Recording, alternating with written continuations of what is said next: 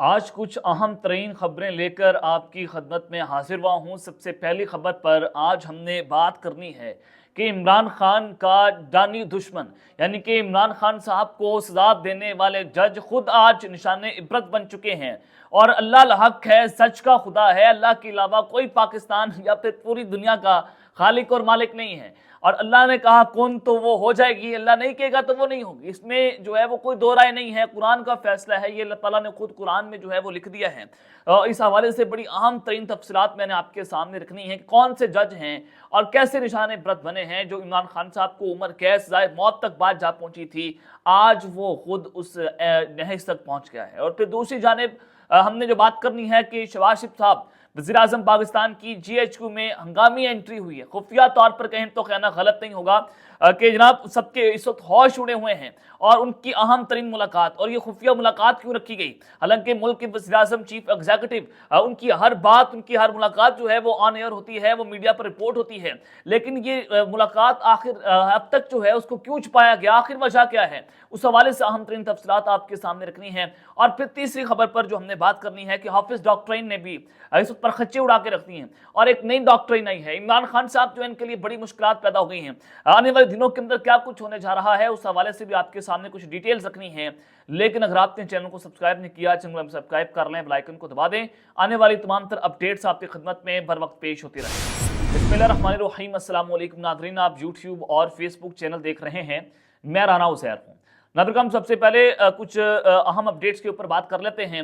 मैंने आपको 2 दिन पहले ये खबर दी थी कि पाकिस्तान तहरीके इंसाफ की कोर कमेटी का एक इजलास हुआ था और उस इजलास में सुन्नी इत्तेहाद कौंसिल के चेयरमैन साहबजादा हामिद रजा जो हैं वो जिस तरह से गुस्से के अंदर आए और फिर ये सारे आपस में गुत्थम गुत्था थे और उन्होंने शिकायत की बार लगा दिए।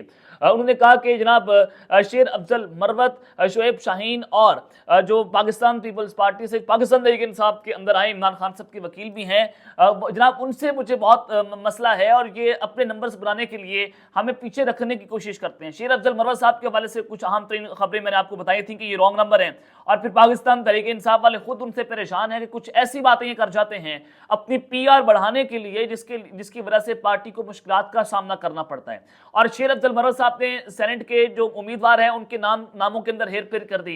इमरान खान साहब से उन वकला के नामों की जो है मुलाकात की लिस्ट थी जिनका हकीकत से कोई ताल्लुक नहीं था, जो इमरान खान साहब का कोई केस लड़ने के काबिल नहीं है। और ये इमरान खान साहब को आइसोलेट करने की कोशिशें की जा रही हैं कि उनको कैद तन्हाई के अंदर रखे, उनकी मुलाकातें ना करवा कर इमरान खान जो है उनको अकेला किया जाए और अपने हक में फैसले लिए जाए। तो शेर अफजल मरवत साहब बेसिकली एक रॉन्ग नंबर है और इसमें कोई दो राय नहीं है। आने वाले दिनों के अंदर आपको पता भी चल जाएगा कि ये शख्स जो है वो कहां से डिक्टेशन लेता है और ये किसका मोहरा है और किसके मोहरे के तौर पर ये पाकिस्तान तहरीक इंसाफ पे लॉन्च किया गया, इसका असल मकसद क्या है। मैंने आपको 2-3 चीजें अपने पिछले ब्लॉग्स में बता भी दी कि शेर अफजल मरवत साहब का असल चेहरा जो मैंने आपके सामने जो है बेनकाब किया था और सबूत रख के बेनकाब किया। अब पाकिस्तान तहरीक इंसाफ ने इसकी तस्दीक कर दी है। साहबजादा हामिद रजा अब ये सुन्नी इत्तेहाद कौंसिल के चेयरमैन, पाकिस्तान तहरीक इंसाफ के जितने भी रहनुमा अब वो इस पार्टी का हिस्सा है। दायर है जो इत्तेहाद हुआ था वो सारा कुछ आपके सामने था। साहबजादा हामिद रजा साहब कहते हैं कि मेरे पास बताने को बहुत कुछ है, टॉक शोज में कुछ बोल दिया तो कुछ लोग मुंह दिखाने के काबिल नहीं रहेंगे। अब ये बात जो है वो शेर अफजल मरवत साहब के हवाले से कर रहे हैं कि शेर अफजल मरवत जो है वो किस तरह से PTI के अंदर एक बोरे के तौर पर काम कर रहे हैं। आज पाकिस्तान तहरीक इंसाफ खुद इसके ऊपर बोलना शुरू हो गई है और मैं ये बातें तकरीबन पिछले 1-2 माह से कर रहा हूँ और फिर इसके ऊपर पाकिस्तान तहरीक इंसाफ के जो लोग हैं वो बड़े गुस्से के अंदर आते थे, गालियां देना, गालम गलोच करना। और फिर मैं आपको बता रहा था जनाब ये खबर आपको मैं दुरुस्त दे रहा हूँ और वक्त आने पर आपको पता चल जाएगा कि शेर अफजल मरवत जो है वो किसके मोहरे के तौर पर काम कर रहे थे। आज पाकिस्तान तहरीक इंसाफ खुद हमारी इस खबर की जनाब तस्दीक कर रही है और उन्होंने कहा कि कुछ लोग शक्ल दिखाने के काबिल नहीं रहेंगे, हदायत लेकर फूट मत दिलवाएं। यानी कि ये डिक्टेशन कहीं से ले रहे हैं और पाकिस्तान तहरीक इंसाफ के अंदर फूट दिलवाने की कोशिशें कर रहे हैं। अब हमारी इस खबर की जनाब आपके सामने तस्दीक हो चुकी है। और फिर दूसरी जानिब आपको एक और खबर देना चाहता हूँ कि IMF का वफद पाकिस्तान आया हुआ है और हमारे मुज़ाकरात उनसे जारी हैं। तो हुकूमत के IMF से मुज़ाकरात में पेशरफ्त हुई है और जिसके तहत जल्द स्टाफ लेवल माहिदा होने का इम्कान इस वक्त बताया जा रहा है और ये मुज़ाकरात का सिलसिला इस वक्त जारी है और इस सिलसिले में वीकेंड के दरमियान पीर या मंगल के रोज़ स्टाफ की सतह पर माहिदा होने का इम्कान भी जाहिर किया जा रहा है। ज़राए की जानिब से हुकूमत ने IMF को टैक्स रेवेन्यू बढ़ाने के लिए मईशत को बतदरीज दस्तावेजी शक्ल देने की भी यकीन दहानी करवा दी है, जबकि IMF की तरफ से BISP के तहत मुस्तकीन का तहफ़्फ़ुज़ यकीनी बनाने पर जोर दिया गया और जिसके जवाब में हुकूमत की जानिब से BISP मुस्तकीन की तादाद जून तक मजीद बढ़ाने की यकीन दहानी भी करवा दी गई है। अब कुछ जो है वो IMF पाकिस्तान के सामने मुतालबात रख रहा है और फिर दूसरी जानिब अमेरिका में पाकिस्तान तहरीक इंसाफ के जो ओवरसीज लोग हैं वो IMF के हेडक्वार्टर के सामने एहतजाज कर रहे हैं। और एहतजाज क्यों किया जा रहा है, वो एक बड़ी वाज़ेह वजह है कि पाकिस्तान तहरीक इंसाफ का जो मुतालबा है कि हमें IMF ने हमारे सामने वो ज़ामन बना था कि हम फ्री एंड फेयर इलेक्शंस करवाएंगे, लेकिन वो IMF जो है अपने वादे से फिर गया है और लिहाजा जब तक धांधली की तहकीकात ना हो जाए, जब तक जो है फ्री एंड फेयर इलेक्शंस मुल्क में ना हो जाए, आप जो है पाकिस्तान के साथ डील न करें, इससे पाकिस्तान को नुकसान पहुंचेगा और फिर हम आपकी किसको कैसे वापस करेंगे। चोर चक्के डाकू आ गए, खा जाएंगे, खा पी के वापस चले जाएंगे। पाकिस्तान तहरीक इंसाफ का बेसिकली जो है वो ये मुतालबा IMF से है। और फिर दूसरी जानिब असद तूर साहब जो हैं उनको जनाब जमानत पर रिहा करने का अदालत ने जनाब हुक्म दे दिया है और जमानत बाद गिरफ्तारी मंजूर कर ली गई है और वो अब रिहा होने जा रहे हैं। और ये स्पेशल जज हैं सेंट्रल इस्लामाबाद के हुमायूं दिलावर साहब, जिन्होंने इमरान खान साहब को सजा भी दी थी तोशाखाना केस के अंदर। और ये बड़े जो आप सबको पता है कि मैं इस शख्स के बारे में क्या बात करूँ, तो असद तूर की दरख्वास्त जो है अब जनाब आज मंजूर हो गई है और उनके वकला ईमान मजारी और हादी अली चट्ठा अदालत के अंदर पेश हुए और जब केस का तफ्तीशी अफसर रिकॉर्ड समेत अदालत के अंदर पेश हुआ। तो जनाब आज ये चले एक अच्छी खबर है कि असद तूर साहब जो है वो जनाब उनको रिहा कर दिया गया है और वो अब अपने घर खैर खैरियत से वापस चले जाएंगे। जनाब ये सारी खबरें तो मैंने आपके सामने रख दी हैं कि इस वक्त सूरत हाल क्या बनी हुई है। आज कप्तान का जो जानी दुश्मन है वो जनाब निशान इबरत बन गया, यानी कि ये कहूँ कि इमरान खान साहब को सजा देने वाला जज निशान इबरत बन गया तो कहना गलत नहीं होगा। जज अब्दुल जुल्कर ने खुसूसी अदालत के जज जो खान साहब की साइफर केस की जो है जिन्होंने फैसला सुनाया था, और साइफर केस आप सबको पता है कि इसमें इमरान खान को सजाए मौत और उम्र कैद तक सजा देने की पूरी कोशिश की थी और फिर भी उम्र कैद हो गई। 14 साल कैद उम्र कैद ही होती है। तो इमरान खान साहब जो है उनकी जानी दुश्मन कहें तो कहना गलत नहीं होगा, क्योंकि डिक्टेशन लेकर इस जज ने इमरान खान के खिलाफ गैर कानूनी और गैर आईनी फैसला दिया। इमरान खान साहब का डिफेंस छीना गया, उनके वकला जो है वो उनका डिफेंड नहीं कर सकते थे। सरकारी वकील उनको दिए कि जनाब ये आपको डिफेंड करेंगे, यानी कि सरकारी वकील इमरान खान का क्या डिफेंड कर सकते हैं। तो ये सारी सूरत हाल तो आपके सामने थी। तो आज इंसदाद दहशतगर्दी की अदालत के जज अब्दुल जुल्करनैन पर मिसकंडक्ट का इल्जाम लगा दिया गया है और इस्लामाबाद हाई कोर्ट के जजेस जो जस्टिस मियां गुल हसन औरंगजेब और जस्टिस अरबाब मोहम्मद ताहिर ने एडमिनिस्ट्रेटिव कमेटी को मामला इंतजामी साइट पर देखने के लिए नोट लिख दिया और अदालत की जानिब से इस मरहले पर जज से मुतल्लिक किसी भी किस्म की ऑब्जर्वेशन देने में तहम्मुल का मुजाहरा कर रहे हैं।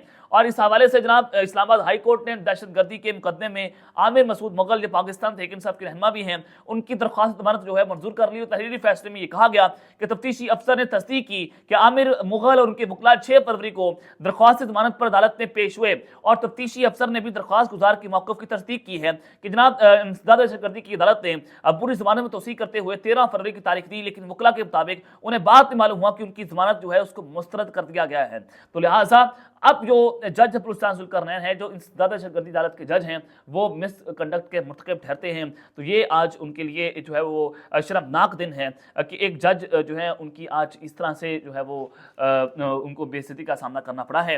और यहाँ पर जनाब दराए ये बताते हैं कि इस्लामाबाद हाई कोर्ट के 2 रुकनी बेंच ने 12 मार्च को तकरीबन 1:30 बजे होने वाली समाअत में हाई कोर्ट के रजिस्ट्रार ऑफिस को इंसदाद दहशतगर्दी की अदालत से आमिर मसूद मुगल के 4 मुकदमात का रिकॉर्ड फौरी तलब करने के लिए खत लिखने की हिदायत की। तो डिप्टी रजिस्ट्रार जुडिशल ने खत लिखा और अगले रोज यानी 13 मार्च को रिकॉर्ड तलब कर लिया और फिर अदालत को आगाह किया कि कल रिकॉर्ड फराहम करने के लिए खत लिख दिया है, जिस पर फादर जजेस ने कहा कि कल नहीं बल्कि आज ही 4 बजे तक वो रिकॉर्ड हाई कोर्ट में आना चाहिए। फिर हाई कोर्ट के डिप्टी रजिस्ट्रार ने एक नया खत लिखा जो तकरीबन 3:30 बजे जुडिशियल कॉम्प्लेक्स पहुंचा, जिसमें 4 बजे रिकॉर्ड हाई कोर्ट पहुंचने का हुक्म दिया गया और स्पेशल मैसेजेस के जरिए उस पर अमल दरामद भी हो गया। चलें, इस्लामाबाद हाई कोर्ट के कुछ जजेस जो हैं जो पाकिस्तान तहरीक इंसाफ या फिर ओवरऑल जो है ह्यूमन राइट वायलेशंस के ऊपर बात कर रहे हैं, इंसानी हकूक की वर्जियों के खिलाफ जो है वो बात कर रहे हैं, वो जनाब हक और सच की बात कर रहे हैं, वो ऐसे फैसले दे रहे हैं जिसके बाद वो अल्लाह को मुंह भी दिखा सकें। तो वो जनाब उनके लिए शर्म आनी चाहिए। अब्दुल जुल्करनैन साहब वो मिसकंडक्ट के मुर्तकब ठहरे हैं और उनके लिए जनाब ये शर्म का मुकाम हो सकता है। तो खैर जनाब ये जजेस जो है वो नंगा नाच रहे हैं। नंगा नाच आपको पता है कि पाकिस्तान का निज़ाम में हो रहा है। अगर किसी ने पाकिस्तान की सियासत के अंदर नंगा नाच देखना हो तो वो आए पाकिस्तान आकर देखे, इन जजेस को, इन ब्रिगेडियर्स को, सियासतदानों इंसानों को कि इन्होंने इक़्तिदार की खातिर, अपनी नौकरियां बचाने की खातिर किस हद तक गिर गए एक शख्स को गिराने के लिए। तो जनाब अब जो सूरत हाल है कि शहबाज शरीफ साहब जो है उनकी अचानक से GHQ में एक एंट्री हुई है और सबके इस वक्त होश उड़े हुए हैं। अब ये सबके होश उड़ने का मकसद क्या है, क्या वजह है, मैं आपको बताना चाहता हूँ। जनाब वज़ीर-ए-आज़म शहबाज शरीफ साहब जो मुल्क के चीफ एग्जीक्यूटिव हैं और चीफ एग्जीक्यूटिव के बाद जो है वो वजारत खजाना अपनी उनके एक वजारत है उनके अंडर, और वजारत खजाना के नीचे सेक्रेटरी खजाना आते हैं, और सेक्रेटरी खजाना के नीचे आर्मी चीफ का होता है। यानी कि ये एक पूरी तरतीब है जो मैं आपके सामने रख रहा हूँ। तो चीफ एग्जीक्यूटिव जो हैं वो जनाब GHQ के हैं। चलिए एक अच्छी बात है, पाकिस्तान की फौज हमारी इदारा हमारा है, जब फौज होगी तो मुल्क पाकिस्तान होगा, मुल्क पाकिस्तान होगी तो फौज होगा। ये वाइस वर्सा एक दूसरे का इंटरकनेक्ट है। हम कभी सोच भी नहीं सकते कि हम अपने मुल्क के इदारों के खिलाफ प्रोपेगेंडा करें, इसमें कोई दो राय नहीं है कि पाकिस्तान की फौज जो है वो हमारी हिफाजत भी करती है, इसमें कोई हम इसके खिलाफ हम नहीं जा सकते। लेकिन जनाब बात यह है कि जनाब वो GHQ के उनको गार्ड ऑफ ऑनर पेश किया गया और उनकी मुलाकात army chief general Asim Munir साहब से हुई। अब जो मुलाकात की तस्वीर आई है वो मुलाकात तकरीबन दिन के 2-3-4 बजे के करीब हुई, दिन की रोशनी वहां पर नजर आ रही थी। लेकिन ISPR की जानिब से जो प्रेस रिलीज सामने आया है वो रात को 11:45 यानी कि 11:15 बजे के करीब जो है वो प्रेस रिलीज सामने आया, और 8 घंटों के बाद ये प्रेस रिलीज सामने आने की असल वजह क्या मामला है कि जनाब ये आप 8 घंटे जो है इसको लेट कर रहे हैं। क्या ऐसी आफत आ गई थी कि मुलाकात होनी जरूरी थी कि अचानक से ही जनाब वो GHQ पहुंचे हैं, खुफिया तौर पर किसी को कुछ नहीं पता चला।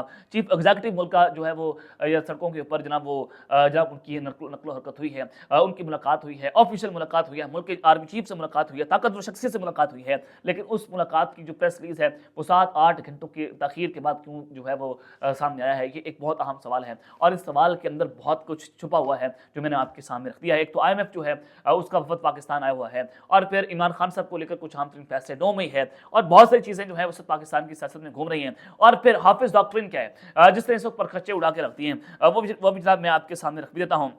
फैसल वाडा साहब आप सबको पता कि कहां से बोलते हैं और ये ताकतवरों के एक बहुत बड़े मोहरे के तौर पर जो वो काम कर रहे हैं। फैसल वाडा साहब एक तो सेनेट के इंतखाब लड़ने जा रहे हैं और ये आज़ाद हैसियत से इंतखाब लड़ेंगे और ये जीत भी जाएंगे।